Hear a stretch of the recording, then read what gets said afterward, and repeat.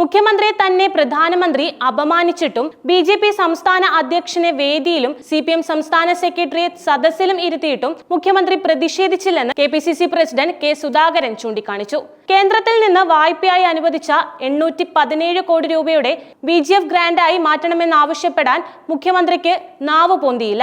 കേരളം നടത്തുന്ന പദ്ധതിക്ക് പ്രധാനമന്ത്രിയുടെ മുന്നിൽ ഓച്ചാനിച്ചു നിൽക്കേണ്ട കാര്യമുണ്ടായിരുന്നില്ല. മാസപ്പടി കേസിലും സ്വർണ്ണക്കടത്ത് കേസിലുമൊക്കെ കുടുങ്ങിക്കിടക്കുന്ന മുഖ്യമന്ത്രിയിൽ നിന്ന് കൂടുതൽ പ്രതീക്ഷിച്ചിട്ട് കാര്യവുമില്ലെന്നറിയാം. മുഖ്യമന്ത്രി കസേരയിൽ ഇരുത്തുകയും എഴുന്നേൽപ്പിക്കുന്നതുമായ ശക്തിയെ വണങ്ങുന്നത് സ്വാഭാവികമാണെന്ന് സുധാകരൻ പറഞ്ഞു.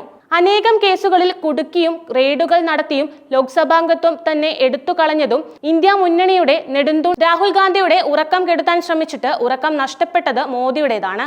2 ഘടക കക്ഷികളുടെ ഊന്നുവടിയിൽ തങ്ങി നിന്ന് ഭരിക്കേണ്ട സാഹചര്യം മോദിക്ക് ഉണ്ടാക്കിയത് രാഹുൽ ഗാന്ധിയാണ്. രാജ്യത്ത് ഫാസിസത്തെയും ഏകാധിപത്യത്തെയും തടഞ്ഞു നിർത്തിയിരിക്കുന്നതും രാഹുൽ ഗാന്ധിയാണ്. വിഴിഞ്ഞം തുറമുഖത്തിന്റെ യഥാർത്ഥ ശില്പി ഉമ്മൻചാണ്ടിയുടെ പേര് പറയാൻ പിണറായി വിജയന് നാവു പൊന്തിയില്ല.